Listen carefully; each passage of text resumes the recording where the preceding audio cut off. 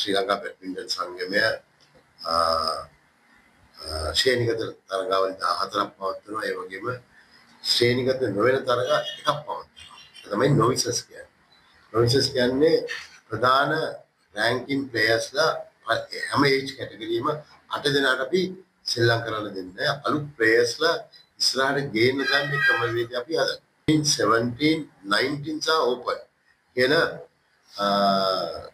Age category තමයි මේකේ single ඩබල්ස් තමයි මේකේ පාර්ටිසිපේෂන් තියෙන්නේ. ඒ වගේම විශේෂයෙන්ම මේකේ මෙවර පළවෙනි වතාවට පැරා බැඩ්මින්ටන් තරගාවලියක් ඕපන් එකක් අපි ඉස්සරහට ගේනවා. ඒකෙන් අපි බලාපොරොත්තු වෙන්නේ අතරම පැරා බැඩ්මින්ටන් ජාත්‍යන්තර තරගාවලි දැනට කීපයක්ම අපිට අතින් ගිලිහුණා. මෙවර චයිනා ටුව එකක් තිබ්බා, තායිවාන් එකක් තිබ්බා. අපිට ගිලිහුනේ මේකට හරි කට්ටියක් හොයාගන්න බැරි වීම තුල. දැන් අපි ඒකට සූදානම්.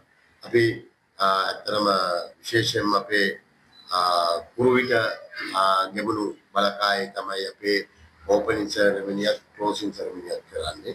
ඊළඟට සීවිලි මහාවිද්‍යාලෙත් ක්‍රීඩා සංවර්ධන දෙපාර්තමේන්තුවේ මේ කෝර්ස් 13ක තමයි 28 සිට ඔක්තෝබර් 2 වෙනිදා දක්වා මේක දෙම තරගාවලි පැවැත්වෙනවා.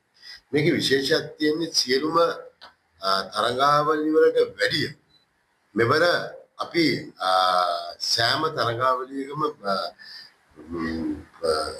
දිනන ක්‍රීඩකයාට එහෙම නැත්නම් විනර්ට අපි මුදලින් 20000ක් යා පාසල් ළමයෙක් නම් කෑෂ් වවුචර් එකකින් අපි දෙනවා. ඊට අමතරව ටී-ෂර්ට්, රැකට් බෑග්ස් කියන තෑගි 200ක් මේ පළවෙනි වතාවට මෙච්චර තෑගි ප්‍රමාණයක් අපි දෙන්නේ. අතරම අපිත් එක්ක මේ වැඩ ටික කරන්න ටෙක්නිකල් ඔෆිසර්ස්ලා ශ්‍රී ලංකා බැඩ්මින්ටන් එකේ ඉන්නවා. ඒකේ රෙෆරි තමයි ලේඩි ඉන්නේ. එයා තමයි ටික කරගෙන යන්නේ. අපේ අනුග්‍රහ බවතුන් වශයෙන් කාග්නිස් ආයතනයත් මොබිල් ආයතනයත් ඉන්නවා. ඒ වගේම අපිත් එක්ක MTV ජාලේ අධ්‍යක්ෂක ශාමික රොෂාන් මහතාත් පිටට ඇවිල්ලා ඉන්නවා. එතුමාලා අපිට විශේෂ සහයෝගයක් දක්වනවා ක්‍රීඩාව සම්බන්ධව.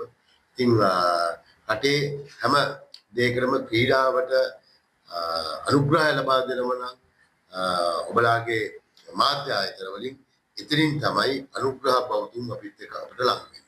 එහෙම නැතුව අනුග්‍රහ බවතුන් අපිත් එක්ක එලේක මගහරිනවා. ඉතින් ඇත්තටම මේ තරගාවලියත් එක්ක අපිට ලොකු සහයෝගයක් මෙවර අපට ලබා දුන්නා MTV මාධ්‍ය ජාලයෙන්. ඒක අපි අමතක කරන්න බෑ. ඒ වගේම අනිත් මාධ්‍ය ජාල අපිට කරන ලද පහුගිය දැන් පෙරේදා අපි ඇත්තටම සිල්වර් මෙඩල් 3ක් දෙන්නා වෙටරන්ස්. ඊට ඉස්සෙල්ලා සුමාලි භූතානෙ ගිහිල්ලා අපි ආවා ගෝල්ඩ් මෙඩල් 17යි. ඒ කප්ස් ටික ඉඳන් එහා පැත්තේ තාම තියෙනවා. මේ 17යි බ්‍රවුන්ස් සිල්වත් එක 27ක් අපි දෙන්නා. ඇත්තටම එදා තිබිච්ච බැඩ්මින්ටන් වලට එහා ගිය දෙයක් දැන් ඉස්සරහට යමින් පවතිනවා.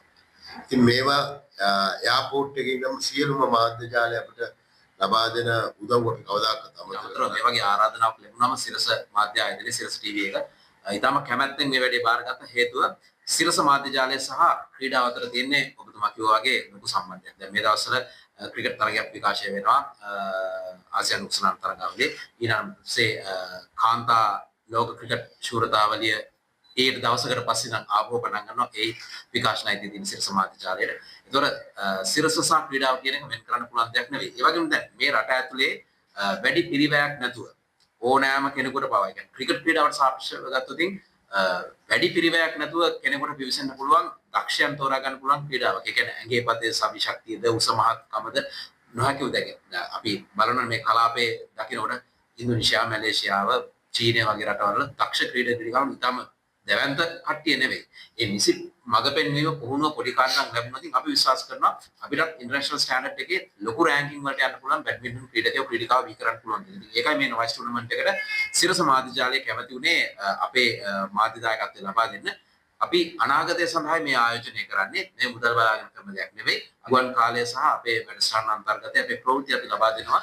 මේ කටයුත්ත ඉතාමත්ම මනින් හොඳින් ක්‍රියාත්මක වෙලා ලංකාව පුරා මේ පරිදි පැතිරෙනවා. ඇත්තටම මැක්ලරන් සමූහ ව්‍යාපාරයේ විවිධ සන්නාම යටතේ අපි ශ්‍රී ලංකා බැඩ්මින්ටන් වලට විශේෂයෙන්ම අනුග්‍රහය දක්වලා තියෙන පහුගිය අවුරුදු කිහිපය තුළම මොබිල් GM GIC වැනි සන්නාම සම්බන්ධයෙන්. එතකොට ගත්තොත් එහෙම මොබිල් කියන සන්නාමය යටතේ අපි ක්‍රීඩා සම්බන්ධයෙන් ලෝකයේ ගොඩක් high performance high endurance gaming සහ ක්‍රීඩා වලට අපි සහයෝගය දක්වනවා.